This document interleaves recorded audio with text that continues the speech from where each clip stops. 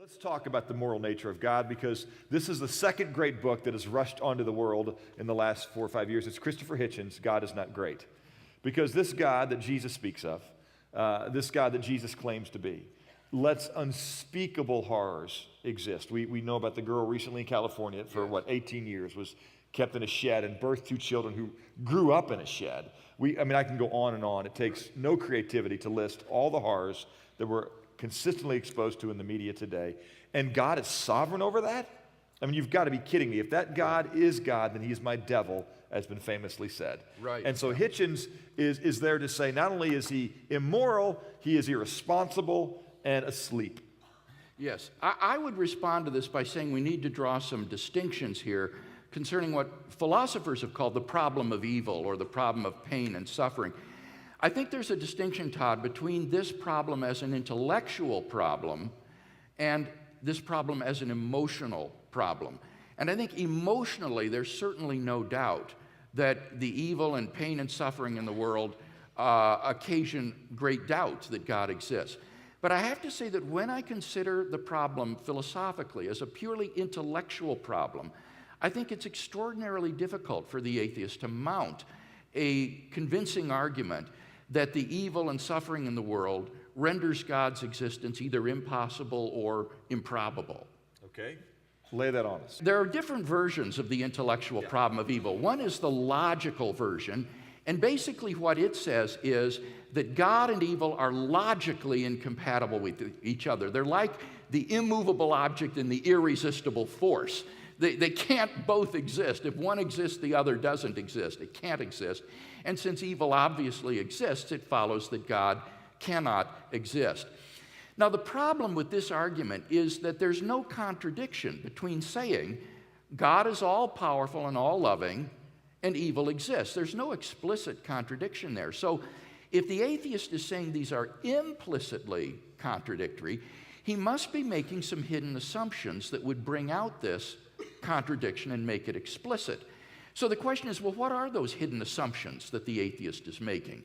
And it seems to me that there are 2. He's assuming that if God is all-powerful, then he can create any world that he wants. And secondly, he's assuming that if God is all good, that he would prefer to create a world without evil or without suffering. And both of these hidden assumptions need to be necessarily true in order to show a contradiction between God's existence and the evil in the world. And the problem is that neither of those assumptions appears to be necessarily true. For example, does God's being all-powerful mean that he can create just any world that he wants? Well, not if he chooses to give creatures free will. It is logically impossible to make someone do something freely. That is as logically impossible as making an unmarried bachelor or square circle. So there may well be worlds that are impossible for God to create because in them the creatures would freely perpetrate evil and harm upon each other.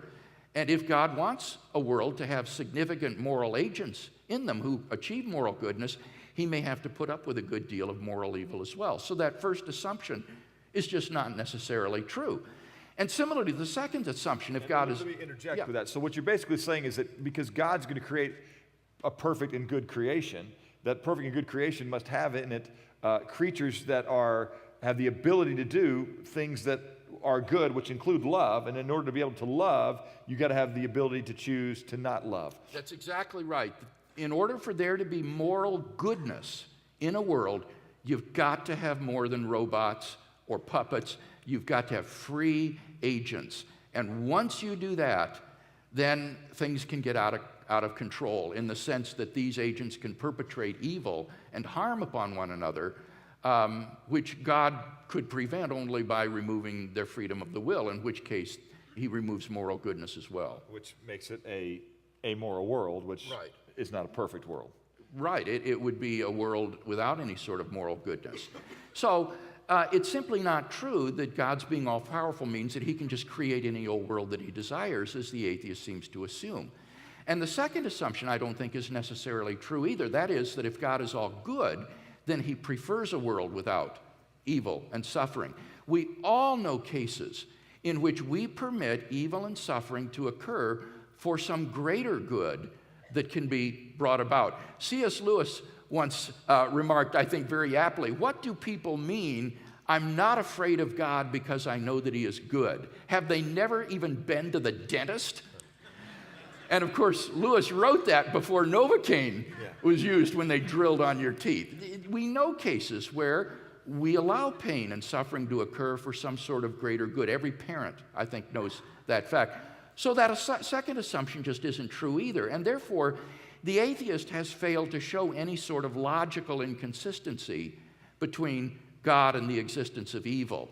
In fact, we can actually show that these are consistent by adding a third proposition, which I think is on the screen. Namely, God could not have created a world which had as much good as the actual world, but with less evil, and God has morally sufficient reasons for permitting the evil that exists. As long as that's even possible, it proves that God and evil are logically consistent. And therefore, I'm very happy to be able to tell folks this morning that this logical version of the problem of evil is widely, almost unanimously regarded today as resolved. Even by atheist philosophers, they don't press this problem anymore because they've recognized that it's just impossible for the atheist to prove it's impossible for God and evil to coexist, and it's very easy for the theist to offer an explanation or an account of how they might be coexistent. In fact, when I was with you in downtown Dallas, when you discussed this with Christopher Hitchens, and while Hitchens was winsome and hilarious and gave lots of anecdotal stories, at the end of the day, he could not argue against the existence of God and even acknowledged what about the Christian solution to evil. Yes, that was one thing that was surprising about Hitchens, wasn't it? Was that he had the honesty to admit that, yes, at the end of the day, this argument really doesn't go through. What it has, again, is simply emotional force. Yes. But you see, as a philosopher, I'm called upon not to say how I feel about something, but what I think about it. And when you think about it... That's what men get in trouble with their wives, right well, there. You're granted, but you realize we're not that. dealing Can I with tell my wives. wife I'm a philosopher? I'm not supposed to feel. Let me explain to you what you don't understand.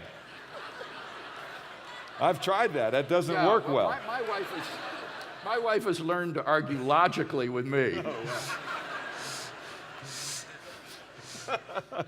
Oh, goodness. All right. So, Hitchens, I think he said that, look, the Christian argument for evil is cogent, it's coherent, if it was true. And then I think I love the way you summarized that debate. It wasn't a debate because he didn't come prepared. Do you remember what you said to him at the end of that? Well, I think I do. What do you remember? I think what you did is you basically said, Christopher, and I think you were going to be together with him shortly after that. Right. We had a debate scheduled at Biola University just 2 weeks after this panel discussion in Dallas. Right. And so you said to him, I said, after summarizing the arguments and his failure to refute them, he was seated to my left, and I turned to him and I said, so I hope, Mr. Hitchens, that when we meet in 2 weeks at Biola University, you have done substantially more study on these arguments so that you can discuss them in a more significant way. Yeah, you basically undressed him. You basically said, you just acknowledge that everything I've said is true. You're not, what you have is no really philosophical or intellectual support, and I couldn't even debate you. And the funny thing is, he didn't do that homework. No, of course. He showed up unprepared at Biola as well. Because what Bill Maher does, what Christopher has done is, you're right, they appeal to the emotion. Yeah. They use humor to distract. Ridicule is one of their most important weapons. Satire and ridicule. And that will persuade people in a way that often argument will not. Right. Because people, unfortunately, so often don't think logically. They don't know how to think logically. That's why I love that song that Sasha sung about what if you go deeper than your simple-minded friends and begin to poke holes in the logic.